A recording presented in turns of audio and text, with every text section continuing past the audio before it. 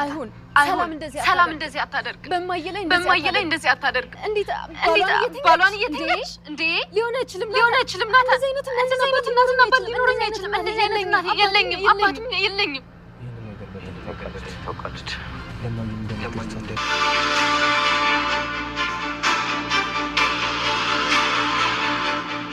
ከጎንሽ ነኝ አልለይሽም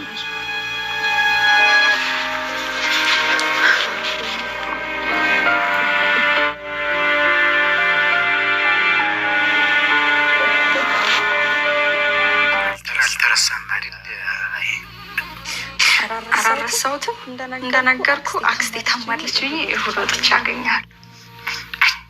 ያን ቀን የምጋብዝሽ ነገር ግን እንጃ ምንድን ነው የምትጋብዘኝ? ደግሞ ያዘበኛ ሳያሽ ነው መውጣትሽ። አዴራ መሳጤ ነው። አይለዛ አንተ እኔ እኮ ጋዜን ከነ መፈጠሩ እረስቸዋለሁ።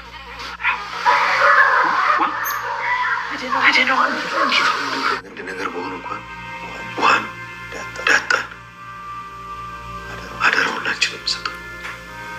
አባዬ አልገባኝ። ሁሉም ነገር ማታ ይገባሻል። አሁን ልልሽ የምችለው ዳጣን ውሃን የሁሉንም አደራ ላንቺ ነው የምሰጠው። አደራሽ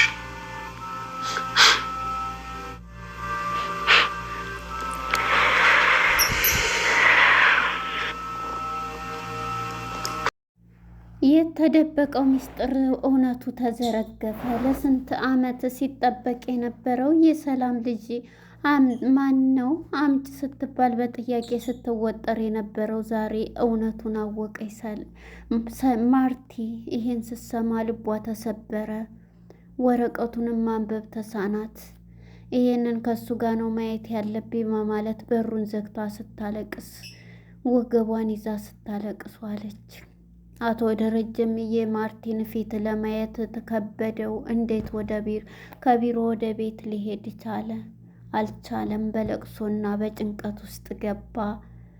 ኤቢን ጠርቶ ኤቢ አበቂል ማለት ምን ማለት እንደሆነ ታውቂያለሽ ትርጉሙን ሲላትም አዎ አውቃለሁኝ፣ እሱም ደግሞ የአባት ደስታ ማለት ነው፣ የአባት ደስታ ማለት ነው ስትለው ነበረ። በዚህም እሱም አዎ ትክክል ነሽ በማለት አደራ የእህቶችሽን ነገር ብሎ አደራውን ሰጣት። ምንድን ነው አባዬ ንገረኝ ብትለውም የኔ ልጅ ዳጣ እንደሆነ ታውቂያለሽ አይደል? እናቷንስ ሲል እናቷን አላውቅም ብትለውም ንገረኝ ብትለው እሱ በጭንቀት ውስጥ ይገኛል።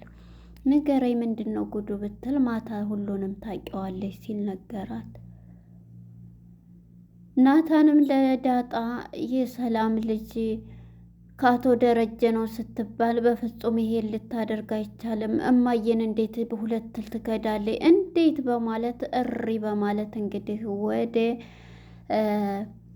ሰላምዬ ጋር እየሮጠች ሄዳለች ማለት ነው። በጣም ይገርማል። ሰላም ጤና ይስጥልን ውድና የተከበራችሁ የቻናሌ ቤተሰቦች እንኳን ወደ ቻናል በሰላም መጣችሁ። ዳጣ የተሰኘው ተከታታይ ድራማ እንደቀጠለ ነው። እንግዲህ ዛሬ ወደ እውነቱ ወጥቷል። የደረጀ ልጅ የአቶ ደረጀ ልጅ የሰላም ልጅ መሆኑ ማርቲ ሰምታለች ማለት ነው። የዚህ ጊዜ ማርቲ ስትሰማ በለቅሶ ቤቱን አንተን አለችው።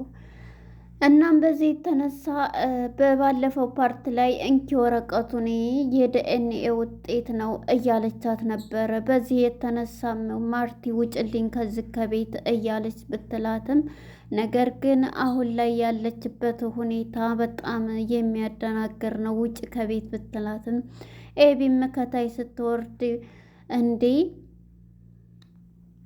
ምንድነሽ አክስቴ ፖሊስ እየፈለገች ነው ስትባልም በጣም ደነግጣለች። ፖሊስ ይፈልገኝ አሳስሪኛ እያለች ደዌና ለምን ለፖሊስ አታሳስሪኝም ስትላት ነበረ። በዚህም የተነሳ ይህንን በማለቷ ማለት ነው ይህንን ተናግራ እንግዲህ ከቤት ወጥታለች ማለት ነው። እንግዲህ በዚህ ወጥታ ሄዳለች። በዚህም ፖሊስ እንዲይዛት አድርጋለች ደውላ ማለት ነው። በመጨረሻ እንግዲህ አሁን ላይ ሁሉም ነገሩ እውነት ሆኖ ተጋልጧል። ማርቲም በሯን ዘግታ ወረቀቱን እንኳን ለማየት በጣም ተንቀጠቀጠች።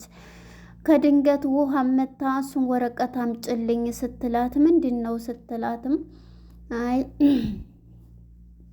ወረቀት ነው ስትላይ የምንድን ስትል የፈተና የምን ፈተና ነው ስትል የአባትሽ ትላታለች። የደረጀ ፈተና ነው ስትላትም አይ እሺ ደረጀ ጎበዝ እኮ ነው ስንት አመጣ እያለች እሱ ሲመጣ ነው ውጤቱ የሚነገረው እያለቻት ነበር። ነው ውጭልኝ ብላ እንግዲህ ካስወጣታለች ከቤት ማለት ነው። ውሃን ሂጂ ኤቢን ጥሪ ብትባልም ኤቢ ከአባቷ ጋር ሄዳለች። አባቷ ጋር ሄዳ ያለውን ነገር እያስረዳታል። ምንድን ነው እናትሽስ መታለች እኮ መድኃኒት መታ ከማዬ ጋር ስትጨቃጨቅ ነበር ስትለውም አቶ ደረጀ በፍርሃትና በጭንቀት ይገኛል። በዚህም የተነሳ አቶ ደረጀ ለኤቢ አደራ እህቶችሽን እንግዲህ ውሃንና ዳጣን አደራ፣ አንቺ ነሽ ታላቅ። ኤቢ ማለት ደስታ ማለት ነው። ትርጉሙን ታውቂያለሽ፣ የአባት ደስታ ማለት ነው። ስለዚህ አደራሽን እህቶችሽን በማለት ሁሉንም ነገር ይነግራታል። እሷም እሺ በማለት ጥያቄውን ተቀብላ ምንድን ነው አባዬ የዳጣን እናት ታውቂያለሽ? እኔ መች ነግረኸኝ እናወቅኩኝ። ማናት አባዬ ንገረኝ። ይሄም እኮ ጥፋት ነው። አባትሽ ጥፋት አጥፍቷል እንዴ? እሷ ትክክል ናት፣ እኔ ነኝ ጥፋተኛው ቢላትም መድኃኒትን እንዴ አንተን እኮ ካለ ወንጀልህ ልታሳስርህ ነበረ። ያን ሁሉ አድርጋለይ፣ ወንጀለኛ ናት ትታሰራለይ ብትለውም አይ እኔ አጥፍቼ ነው እኔ ነኝ ጥፋተኛው ስትል እንግዲህ በለቅሶ አደራ እንግዲህ አደራውን ላንቺ ነው ሲላት ኤቢ ስታለቅስ በጣም አለቀስን። እንግዲህ ከዚህ ከድራማ በመሀል እየገባን የምንማረው ማለት ነው አንዳንድ በህይወታችን ውስጥ ገጠመኞች እንግዲህ ይህን ልጅ የወለደችው እሱ በተኛበት ከሱ ጋር በማደር ነው ሳይሰማት ማለት ነው ሰላም ማለት ነው ይሄን ነገር ያደረገችው ማለት ነው። በዚህም የተነሳ አቶ ደረጀ አያቅም እስከሚወለድ ድረስ ከተወለደ በኋላ ካንተ ነው ስትለው በፍጹም አይሆንም እያለ ነበረ።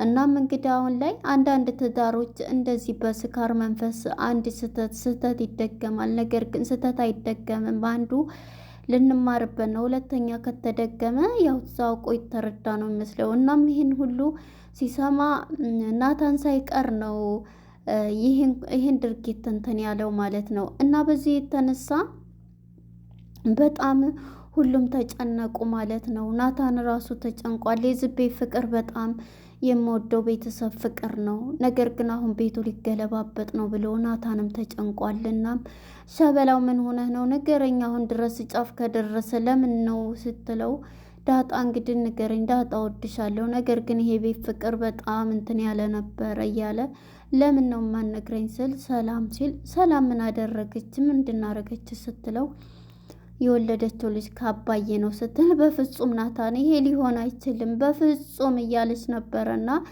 እየሮጠችው ወደ ሰላም ጋር ነው ዳጣ የሚያመራችው ማለት ነው። ኤቢም ስለ አባቷ ስትጠይቀውም ልጆቹ ከማን ነው የወለድካት ስትለው እሱን ማታ ልሰሚው በማለት ነበረ እንግዲህ የሄደው ስለ ሁሉም ነገር። እሷም አደራውን ተቀብላ ተጨናንቆ ስላየችው ወደ ቤት ነው ወደ እናቷ ጋር ያመራችው ማለት ነው።